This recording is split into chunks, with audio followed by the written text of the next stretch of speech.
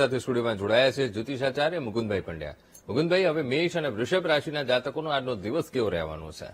વાત કરીએ દર્શક મિત્રો ખાસ કરીને ગોચરના ગ્રહોની 12 રાશિ ઉપર અસર. શરૂઆત મેષ રાશિથી કરીએ. મેષ રાશિ કે જેનો અક્ષર છે અલય, જેનો સ્વામી બને છે મંગળ મહારાજ. આર્થિક બાબતોની અંદર આજે તમને સુધારો જોવા મળી શકે. વ્યાવસાયિક પ્રવાસ થઈ શકે અને એ પ્રવાસ તમારા માટે લાભદાયી રહેશે. બાળકોના સ્વાસ્થ્ય બાબતે થોડી ઘણી ચિંતાનું પ્રમાણ રહેતું જણાય. કૌટુંબિક બાબતોની અંદર તણાવ, ટેન્શન, ચિંતા ઓછી થશે ને આજે તમને સારો લાભ મળી શકે. આજે સારો લાભ જોઈએ છે તો મેષ રાશિવાળા જાતકોએ આજના દિવસની અંદર યસ્ય સ્મરણ માત્રેણ જન્મ સંસાર બંધનાદ વિષ્ણુ સહસ્રનો પાઠ કરો, વિશેષ લાભ મળશે. વાત વૃષભ રાશિની કરીએ.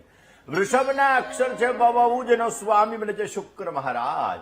આવક કરતા જાવક વધે તેવા સંપૂર્ણ ચાન્સીસ આજે બની રહ્યા છે. શેર બજારની અંદર આજે તમને વિશેષ લાભ મળી શકે. ધાર્મિક પ્રવાસના આજે સુંદર મજાના યોગો છે અને બીજાની વાતોમાં વિશ્વાસ રાખવાથી તમને વિશેષ લાભ મળશે. પણ બહુ વાંધળો વિશ્વાસ ન રાખતા હો. વૃષભ રાશિવાળા જાતકોએ આજે સારો લાભ જોઈએ છે તો આજના દિવસની અંદર મધુરાષ્ટકમનો પાઠ કરો. તમારા જીવનમાં બધું મધુર મધુર મધુર થતું જણાશે. દર્શક, મિથુન રાશિની. મિથુન રાશિ કે જેના અક્ષર છે કચ્છ અને ઘ, જેનો સ્વામી બને છે બુધ મહારાજ. કામકાજની અંદર આજે તમારે વિશેષ ધ્યાન આપવું બહુ જરૂરી છે. નવા કામકાજથી તમને સારો લાભ મળી શકે. ભાગીદારી વર્ગનો સુંદર મજાનો સહયોગ આજે તમને મળતો જણાશે.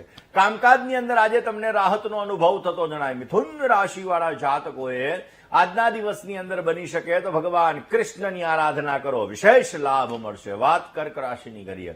કર્કના અક્ષર છે ડ અને હ, જેનો સ્વામી બને છે ચંદ્ર મહારાજ. નાના નાના પ્રવાસના આજે યોગો બની રહ્યા છે. કામકાજની અંદર આજે વધારો થતો જણાય. સંતાનને લગતા પ્રશ્નોની અંદર આજે વિશેષ તમારે ધ્યાન આપવું પડી શકે અને કોઈ પણ જાતનો ખોટો વિચાર તમને નુકસાન કરાવી શકે એમ છે. આજે તમારે સારો લાભ જોઈએ છીએ તો બની શકે ત્યાં સુધી કર્ક રાશિવાળા જાતકોએ આજે ભગવાન શિવની સાથે સાથે ભગવાન વિષ્ણુના મંત્રના જપ વિશેષ કરવા જોઈએ. અવશ્ય આપને સારો લાભ મળી શકશે. વાત કરીએ પણ અંકુરભાઈએ વાત કરી એમ સિંહ રાશિની પેલા ચર્ચા કરી લઈએ. સિંહ રાશિ કે જેના અક્ષર છે મ અને ટ, જેનો સ્વામી બને છે સૂર્ય મહારાજ. નાના મોટા રોકાણ માટે આજે સમય સારો છે. તમે તમારા સ્વમાન પ્રત્યે સભાન રહેશો તો વિશેષ લાભ મળશે. ખોટી વાત અને ખોટા વ્યવહાર આ બેયથી દૂર રહેવું બહુ જરૂરી છે. તમારા મિત્રોનો, તમારા સાથીદારોનો સહયોગ મળી શકે અને એ સહયોગથી તમારા કામકાજમાં રાહત મળતી જણાશે.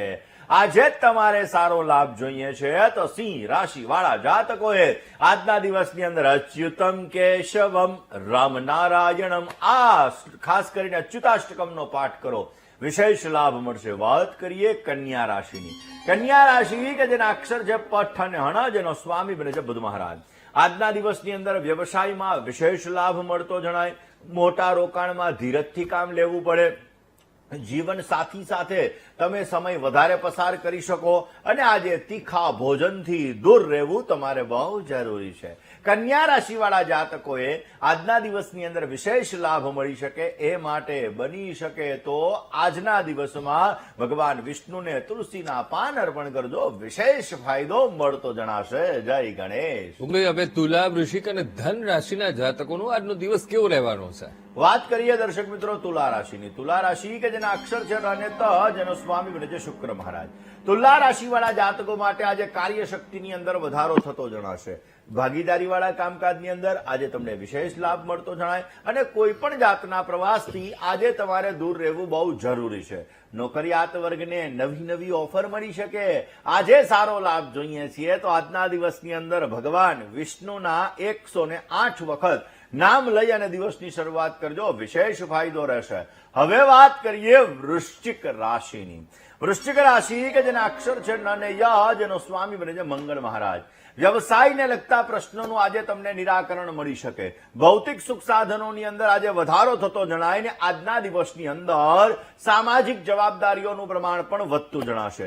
ઘરેલું કામકાજની અંદર આજે તમને સારી સફળતા મળે એવા પણ સંપૂર્ણ યોગો જણાઈ રહ્યા છે. વૃશ્ચિક રાશિવાળા જાતકોએ આજના દિવસની અંદર સારો લાભ જોઈએ છીએ, વિશેષ લાભ જોઈએ છે તો બની શકે તો આજે શ્રીમદ ભાગવતની અંદર 10મા સ્કંદના 5મા અધ્યાયના પહેલા 18 શ્લોક એટલે નંદસ્ત્વાત્મજ ઉત્પન્ને જાતા હલ્લાદો મહામના આહુજ વિપ્રાન વેદજ્ઞાન સ્નાતઃ શુચિર અલંકૃત ત્યાંથી લઈ અને રમા ક્રીડમ ભુનૃપ ત્યાં સુધીના 18 શ્લોકનો પાઠ કરવો તમારા માટે લાભદાયી રહેશે. જય ગણેશ. વાત કરીએ ધન રાશિની. ધનના અક્ષર ભ ધ ભ અને ઢ જેનો સ્વામી છે ગુરુ મહારાજ. વડીલોની રાહબરીની અંદર ચાલશો તો આજે વિશેષ લાભ મળશે. સ્થાવર મિલકતના આજે સુંદર મજાના યોગો છે એટલે નવી મિલકત લેવી હોય તો આજે સારો યોગ છે. નવું ઘર નોંધાવવા માટે પણ આજ બપોર પછી ઉત્તમ દિવસ છે, કારણ કે બપોર પછી એકમ બેહી જાય છે અને ભગવાન કૃષ્ણએ ગીતાજીમાં જ કીધું કે માસાનામ માર્ગ શીર્ષોહમ, અને એટલા માટે તમે આજે તમારું મકાન નોંધાવી શકો. સહકર્મચારી વર્ગનો સુંદર મજાનો સહયોગ મળતો જણાય. ધન રાશિવાળા જાતકોએ આજે સારો લાભ જોઈએ છીએ તો ભગવાન વિષ્ણુના મંત્રના જાપ કરો, વિશેષ ફાયદો મળશે. વાત મકર રાશિની કરીએ. મકરના અક્ષર છે ખ અને જ જેનો સ્વામી છે શનિ મહારાજ. આવકના પ્રમાણની અંદર જાવકનું પ્રમાણ વધતું જણાશે. કામકાજની અંદર તમારું મન પ્રસન્ન રહેતું જણાશે. ભાગીદારી વર્ગ સાથે થોડો ઘણો મતભેદ રહેતો જણાય ને આજે મુશ્કેલીમાંથી પણ તમને માર્ગ મળી શકે. આજે તમારે સારો લાભ જોઈએ છે તો આજના દિવસની અંદર ભીષ્મ સ્તુતિ કરો. ઇતિમતિ રૂપ કલ્પિતા વિતૃષ્ણા ભગવતી સશ્વત પુંગ વે વિભૂમની.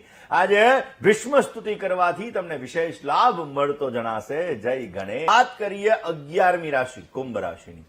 કુંભના અક્ષર છે ગ શ શ અને શ જેનો સ્વામી છે શનિ મહારાજ. કામકાજની અંદર આજે સારી આવક થતી જણાય. કામકાજની અંદર તમારે સાચવીને કામ કરવું બહુ જરૂરી છે અને નવા રોકાણ માટે આજે સમય સારો નથી. આજના દિવસની અંદર બહારની ભાગાદોડીથી તમારે દૂર રહેવું એ પણ તમારા માટે જરૂરી છે. આજે તમારે સારો લાભ જોઈએ છે તો આજના દિવસની અંદર બની શકે તો તમારા ઈષ્ટદેવની ઉપાસના કરો, વિશેષ લાભ મળશે. ને હવે વાત મીન રાશિની કરીએ. મીનના અક્ષર છે દ ચ ઝ અને થ જેનો સ્વામી છે ગુરુ મહારાજ. દેશ વિદેશને લગતા કામકાજની અંદર આજે તમને સારો લાભ મળી શકે. પ્રિયજનો સાથે થોડો ઘણો વિયોગ થતો જણાય ને મનની વાત મનમાં રાખવી તમારે બહુ જરૂરી છે.